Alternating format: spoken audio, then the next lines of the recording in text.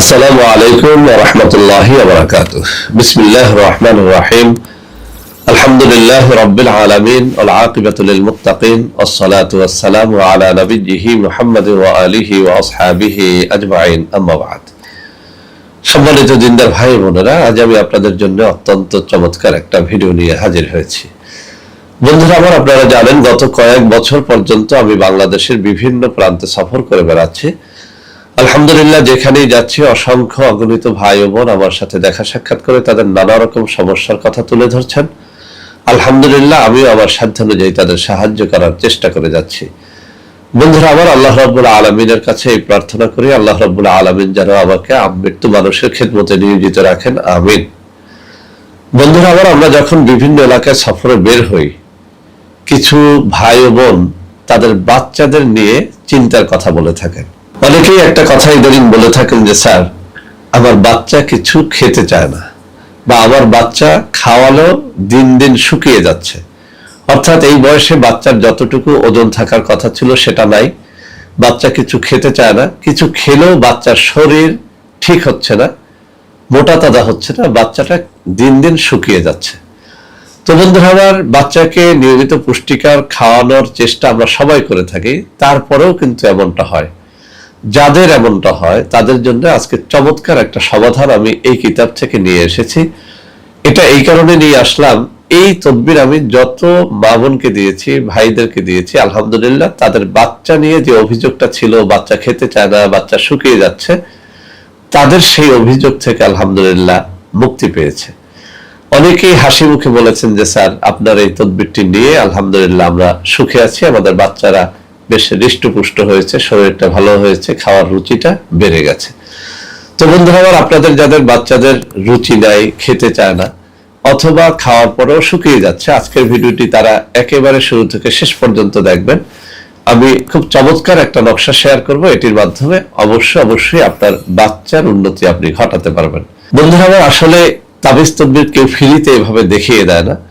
শুধুমাত্র একটা কথা ভাবলাম যে, এই জাতীয় রোগী এখন এত বেশি চাপ যে সত্যিকার অর্থে আমি চাচ্ছি যে কিছুটা চাপ অন্তত কমুক।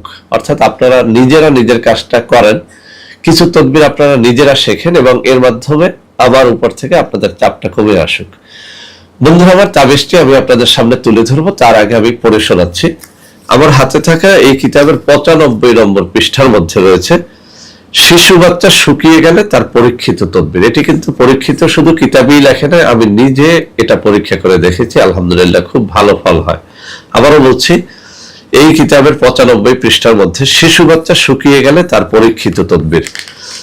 যদি কোনো শিশু দিন দিন শুকাতে থাকে, তাহলে নিম্নের তাবিজ লিখে বাচ্চার গলায় বেঁধে দিবে, বাচ্চার শুকনো রোগ ছেড়ে যাবে। পরীক্ষিত, এটি আসলেই পরীক্ষিত। আলহামদুলিল্লাহ, আল্লাহর কালামের মধ্যে, আল্লাহর নামের মধ্যে যে কি বরকত, এটা আমরা যারা বিশ্বাস করি তারাই কেবল এটা চোখে আমরা দেখতে পাই। তো বন্ধু আমার, নকশাটা আপনাদের সামনে আমি এখনই তুলে ধরবো, তার আগে তাবিজ লেখার জন্য কিছু শর্ত আছে, সেগুলো একটু উল্লেখ করতে চাই। এটা এই কারণে যে অনেকেই বলে থাকেন যে, স্যার আপনার সব কথা মেনেছি, তারপরেও তাবিজে বরকত পাই না। আসলে আপনি তাবিজ লেখার শর্তগুলোই জানেন না, সেজন্য বরকত পান না। তাবিজ লেখার 1 নম্বর শর্ত হচ্ছে, আপনাকে নামাজি, রোজাদার, পরহেজগার হতে হবে। যেদিন কোনো নকশা বা তাবিজ লিখবেন, ওই দিন যদি একটা নফল রোজা রাখতে পারেন, বেশি ফল পাবেন। সব থেকে ভালো ফল হবে যদি আপনি তাবিজ যেদিন লিখবেন ওই দিন ভোর রাত্রে জেগে 2 রাকাত নামাজ পড়ে আল্লাহ রাব্বুল আলামিনের কাছে একটু কান্নাকাটি করে আপনার মনোবাঞ্ছার কথা প্রকাশ করে তারপরে যদি আপনি নকশা লেখেন, সেটা অব্যর্থ হবে ইনশাআল্লাহ। তাবিজ লেখার জন্য মেশক জাফরানের কালি জোগাড় করে নেবেন, তাবিজ লেখার নির্ধারিত কাগজ জোগাড় করে নেবেন। ভোজ পাতায় তাবিজ লেখলে বেশি ফলাফল পাওয়া যায়।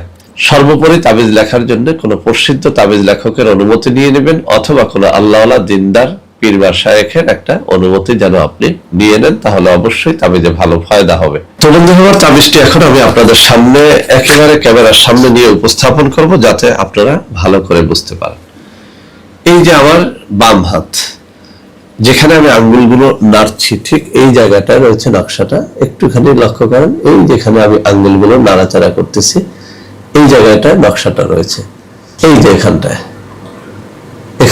নকশাটা রয়েছে। সুন্দর করে নকশাটা লিখে এই যে আঙ্গুল নাড়তেছি, সুন্দর করে এখান থেকে একটা স্ক্রিনশট নিয়ে নেন, তারপর নকশাটা লেখেন। ইনশাআল্লাহ ইনশাআল্লাহ এই নকশা শিশুর গলায় বেঁধে দিলে ইনশাআল্লাহ কাজ হবে, ইনশাআল্লাহ কাজ হবে। এটি পরীক্ষিত, কিতাবে পরীক্ষিত বলা হয়েছে, আমিও বারবার এটা পরীক্ষা করে দেখেছি, আলহামদুলিল্লাহ। তো বন্ধুরা আমার, যারা এই নকশা সকল শর্তাবলী পালন করে লিখে শিশুর গলায় পরাতে পারবেন আলহামদুলিল্লাহ ভালো। যারা পড়াতে পারবেন না, আমাদের সাথে যেন আপনারা একটু যোগাযোগ করেন। আমি স্ক্রিনে কিছু নম্বর দিয়ে দেবো, ওই সব নম্বরে যোগাযোগ করে ইনশাআল্লাহ তাবিজটি নিতে পারবেন। এছাড়াও বাংলাদেশে আমাদের বিভিন্ন প্রান্তে কিছু অফিস রয়েছে, ওই সব অফিসে দেখা সাক্ষাৎ করেও আপনারা নকশাটা নিতে পারবেন। বন্ধুরা আমার, ভিডিওটি শেষ করার আগে একটা সতর্ক বার্তা দিয়ে দিচ্ছি। আমাদের নাম দিয়ে অসংখ্য অগণিত প্রতারক রয়েছে, যারা বিভিন্ন ফেসবুক এবং ইউটিউব আইডি খুলে আপনাদের সাথে নানা রকম পণ্য নিয়ে প্রতারণা করে যাচ্ছে। ওইসব প্রতারক চক্রের হাত থেকে বাঁচার জন্য আপনাদেরকে আমি বলে দিচ্ছি, আমি স্ক্রিনে নম্বর দিয়ে দিব, এই নম্বরে সরাসরি ভিডিও কলে আমার সাথে কথা বলবেন। ভিডিও কলে কথা বললে আপনি আমাকে দেখতে পাবেন, আমিও আপনাকে দেখতে পাবো, প্রতারিত হবেন না। এভাবে ভিডিও কলে কথাবার্তা বলে আপনারা যদি তাবিজ অথবা আমাদের কোনো পণ্য গ্রহণ করেন, ইনশাআল্লাহ ঠকবেন না। তো বন্ধুরা আমার, আশা করি আজকের এই ভিডিওটি আপনাদের অনেক অনেক ভালো লেগেছে। ভিডিওটি ভালো লাগলে লাইক করবেন, কমেন্ট করবেন, শেয়ার করবেন। আমাদের প্রত্যেকটা চ্যানেলকে ভালোবেসে সাবস্ক্রাইব করবেন। আল্লাহ হাফেজ। আসসালামু আলাইকুম ওয়া রাহমাতুল্লাহি ওয়া বারাকাতুহু।